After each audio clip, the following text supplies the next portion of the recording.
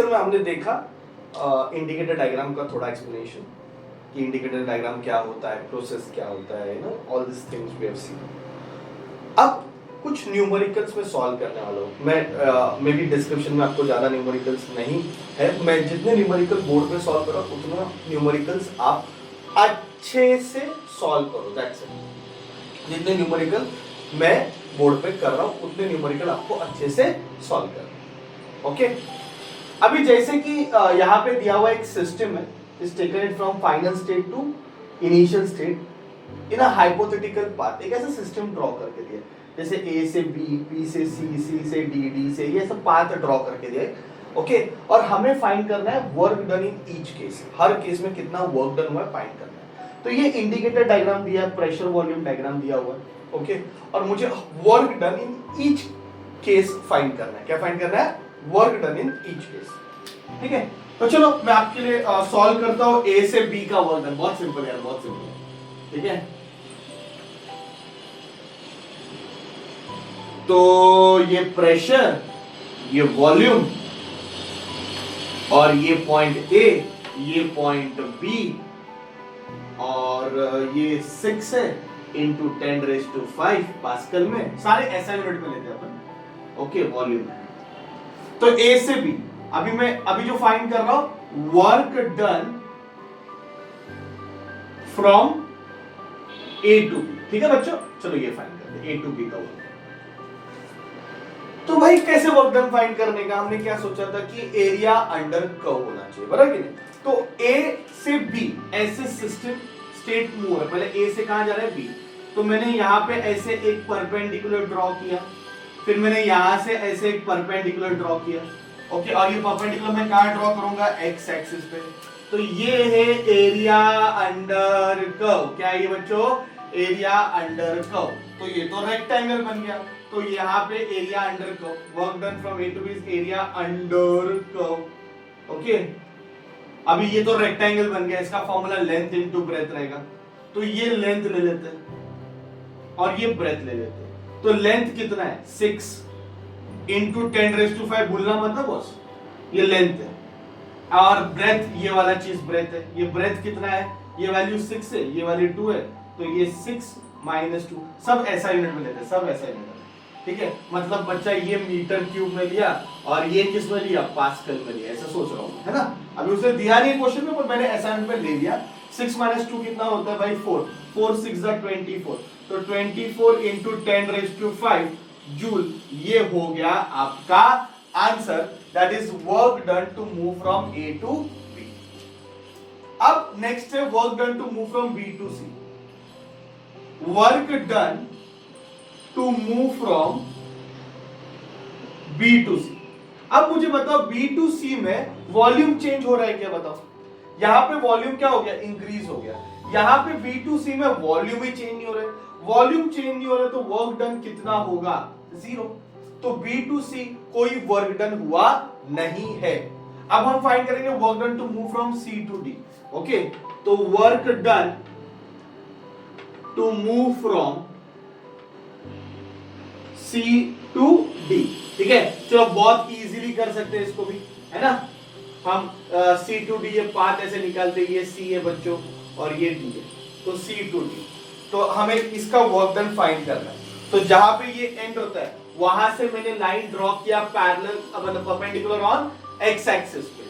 तो ये जो है ये एरिया अंडर कर्व, इससे हमें क्या मिलेगा? Work done. ये लर्न करके रखो यार, एरिया अंडर कर्व से मुझे क्या मिलने वाला है? Work done. Area under curve से मुझे क्या मिलने वाला है? Work done. Area under curve से मुझे क्या मिलने वाला है? Work done. तो work done from C to D is area under curve, area under curve. अभी ये भी तो रेक्टेंगल है, रेक्टेंगल का फॉर्मूला क्या होता है बच्चों? Length into breadth. तो ये लेंथ ले लेते हैं, ब्रेथ ले लेते हैं। अच्छा ये वैल्यू 2 है, प्रेशर इनटू 10⁵, बराबर है नहीं। तो ये है 2 इंटू 10⁵, ये वाला आइटम। और ये क्या है? ये 6 है, ये 2 है। तो ये तो 6 माइनस 2 ही आएगा। What is 6 minus 2? 4. 4 2s are 8. तो इसका आंसर है 8 इंटू 10⁵ जूल। ऐसा यूनिट में लिया हुआ है, ठीक है। और अभी D to A, work done to move from D to A, work done to move from D to A, D2A कितना वर्क डन हुआ, तो कोई वॉल्यूम चेंज नहीं हुआ, तो इसका आंसर कितना है 0। तो हर एक का मैंने फाइंड कर लिया बहुत सिंपल वे में। अभी आपको थोड़ा बहुत समझ में आ रहेगा कि इंडिकेटर डायग्राम का एप्लीकेशन यूज देखो क्या है। A से B का वर्क डन निकाला, B से C 0 था, C से D का निकाला, D से A 0 था, और कैसे वर्क डन निकालते हैं एरिया अंडर कर्व से। प्रॉपरली लिख के लो, क्योंकि डिस्क्रिप्शन में मैं नहीं देने वाला हूं, तो आप प्रॉपरली ये पूरा अच्छे से लिख के लेना, मुझे चाहिए आप इसको अच्छे से सॉल्व करें। ठीक है बच्चों, come on write down this very properly, okay, and then will go for the next one. Write down this very properly. Yes, अभी बात करते हैं एग्जांपल नंबर 2 पे। मैंने जैसे बोला मैं डिस्क्रिप्शन में नहीं देने वाला हूं, सम्स क्वेश्चंस भी मैंने लिख के रखे हुए हैं, ठीक है। थोड़ा डायग्राम के इन्वॉल्व क्वेश्चन है, तो मैंने ऑलरेडी बोर्ड पे लिखे हुए हैं। बहुत अच्छे क्वेश्चन है, पीवी ग्राफ के आपको आने चाहिए, ठीक है। कॉन्फिडेंस डेवलप करो, ओके। बहुत सिंपल सम है, बहुत सिंपल सम है।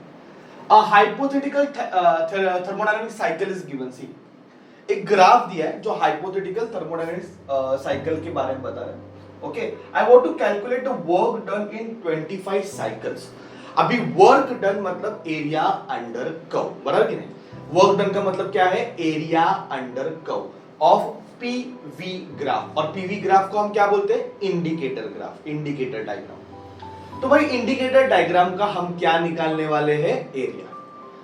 अभी जब क्लोज्ड डायग्राम होगा, ऐसा अपन सोचते हैं, जब क्लोज डायग्राम है मतलब जहां यहां से स्टार्ट हुआ वापस यहीं पे खत्म हो गया, तो इसके अंदर ओके जो एरिया है वो मैं कंसीडर करने वाला हूं। समझ में आ रहा है, ये एरिया अंडर कर्व है, ये एरिया अंडर कर्व है।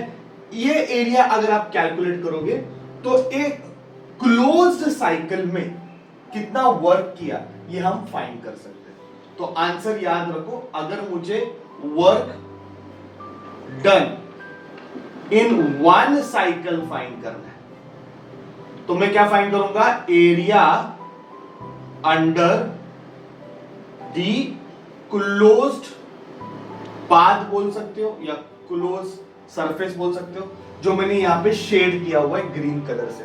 तो ये क्लोज सरफेस के अंदर का जो एरिया है वो अगर मैं कैलकुलेट करता हूं तो एक साइकिल का वर्क डन मिलेगा। क्या मिलेगा मुझे, एक साइकिल का वर्क डन मिलेगा। सपोज ये ऐसे है तो एक साइकिल का मुझे क्या मिलने वाला है, वर्क डन मिलने वाला है। याद रखो बच्चों, एक क्लोज्ड सरफेस का, ये पूरे क्लोज सरफेस का हम अगर एरिया फाइंड करते हैं तो एक साइकिल का मुझे क्या मिलेगा, वर्क डन मिलेगा। अभी ये तो एलिप्स है, एलिप्स का एरिया अपने को पता है, what is area of ellipse, yes, नहीं पता है, पाई ए बी, ये फॉर्मूला है।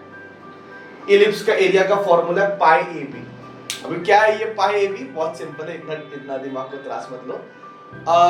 एलिप्स का जो मेजर एक्सिस होता है, ओके, उसको 2a बोलते हैं। अभी ये मेजर एक्सिस है, दिख रहा है, ये मेजर एक्सिस है, ये मेजर एक्सिस है, इसको हम बोलेंगे 2a। और इलिप्स का जो माइनर एक्सिस होता है उसको हम बोलते हैं 2b। तो ये माइनर एक्सिस है ना, ये है 2b। बात समझ रहे हैं? तो ये मेजर एक्सिस है, मेजर एक्सिस को हम क्या बोलते हैं, 2a, माइनर एक्सिस को क्या बोलते हैं, 2b।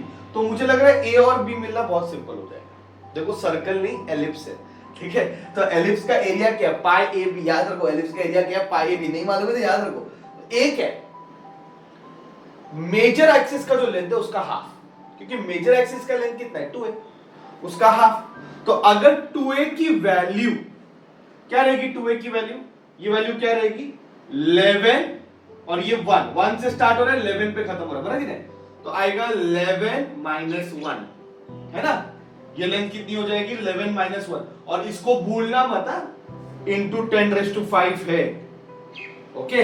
तो a कितना हो जाएगा, 10 इंटू 10⁵ अपॉन 2, 2 1 जा, 2 5 जा, तो a की वैल्यू मिल गई 5 इंटू 10⁵,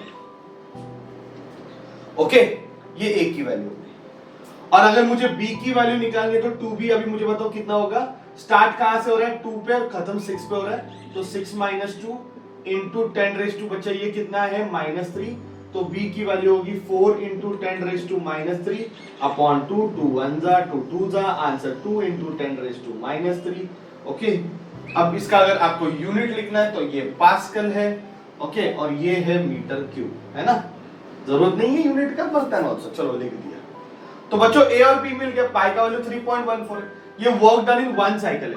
अभी उसने मुझे बोला वर्क डन इन 25 साइकिल की, तो it is 25 pi A B. अगर एक साइकिल में वर्क हो रहा है पाई ए बी, तो 25 साइकिल में कितना वर्क होगा, 25 पाई ए बी।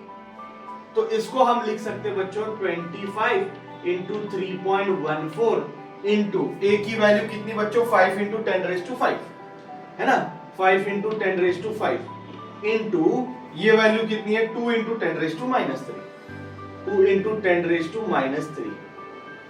ओके। तो 5 इंटू 10⁵5 इंटू 2 इंटू 10⁻³ इसको सिंपली आप मल्टीप्लाई करो, इसका आंसर 7.85 इंटू 10⁴ जूल आना चाहिए। ओके, चेक करो आपको ये आंसर मिल रहा है क्या, सिंपल मल्टीप्लिकेशन करके आपको आंसर आ जाएगा। तो मेरे को लग रहा है कि मैंने आपको ये सारी चीजें बता दी जो जरूरत है सॉल्व करने के लिए, बराबर कि नहीं, है ना, कि भाई एक एरिया में ओके एक क्लोज साइकिल में, याद रखो क्लोज्ड एरिया का अगर आप निकालो क्लोज सरफेस का एरिया, तो एक साइकिल का वर्क डन मिलता है, इतना याद रखो, वर्क डन इन 1 साइकिल, एक साइकिल में कितना वर्क डन किया, तो area under that close path हमें क्या करना है, फाइंड करना है। एलिप्स का फॉर्मूला पाई ए बी था, सॉल्व किया, आंसर आ गया। तो देखो ऐसे सम से इसके ऊपर कॉन्फिडेंसली इसको हमें सॉल्व करना है, और भी आगे जाके हम बहुत सारे इसे टाइप के सम्स देखेंगे, कॉन्सेप्ट देखेंगे, सो बिल्कुल टेंशन मतलब, बहुत सारे सम आने वाले। ये तो बहुत लेजेंडरी सम थे टेक्स्ट बुक के जो मैंने सॉल्व किए। I hope you will understand the concept of work done. Okay, तो अगर लास्ट टाइम मैं आपको पूछ रहा हूं, ये P ये V, ओके, स्टेट चेंज हुआ है कि नहीं हुआ है, तो आंसर है हो गया। यहां पे प्रेशर P था, वॉल्यूम V1 था, यहां पे प्रेशर P और वॉल्यूम V2 है। ओके, स्टेट वेरिएबल चेंज हुआ है मतलब प्रोसेस हुआ है, तो इस प्रोसेस का मुझे वर्क डन फाइंड करना है। क्या फाइंड करना है, वर्क डन, कि चलो A पॉइंट से B पॉइंट प्रोसेस जो हुआ है थर्मोडायनामिक प्रोसेस, इसमें कितना वर्क हुआ ये मुझे फाइंड करना है, और पॉजिटिव वर्क हुआ है नेगेटिव वर्क हुआ है वो भी मुझे बताना है। तो याद रखो यहां से स्टार्ट हो रहा है, यहां पे खत्म हो रहा है, तो यहां से स्टार्ट हो रहा है, यहां से एक डॉटेड लाइन ड्रॉ की, यहां पे खत्म हो रहा है, यहां से एक डॉटेड लाइन ड्रॉ की, और ये एरिया अंडर कर्व है, ये एरिया अंडर कर्व है, इसका हम एरिया फाइंड कर रहे हैं। इसका एरिया मिलेगा, इसका एरिया मिला मतलब मुझे क्या मिलेगा, वर्क मिलेगा। तो एरिया अंडर कर्व, बराबर बच्चों, है कि नहीं। और यहाँ पे वॉल्यूम बढ़ रहा है, एरो इस तरफ है, वॉल्यूम इंक्रीज हो गया मतलब ये पॉजिटिव होता है। अगर ये एरो इस तरफ होता तो नेगेटिव वर्क होता, ठीक है, क्योंकि वॉल्यूम क्या हो रहा है, कम हो रहा है। ओके, पर अगर सोचो ये ऐसे नहीं है, और आपको क्या बोला है कि एक कोई भी सपोज एक सर्कल है, ये थर्मोडायनामिक्स वर्क डन है, क्या है ये थर्मोडायनामिक्स वर्क डन, ये प्रोसेस है, ऐसे यहां से ऐसे पूरा ऐसा प्रोसेस हुआ, तो ये पूरा साइकिल में कितना वर्क डन है। तो हमें क्या करना है, अभी ये क्लोज पाथ का एरिया फाइंड करना है।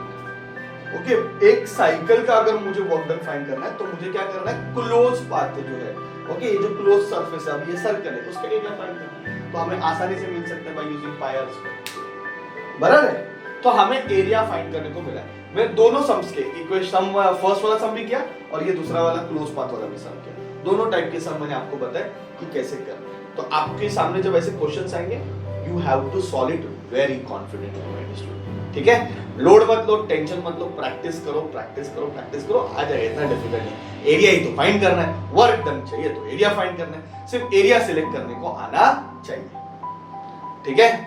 चलो, थैंक यू वेरी मच।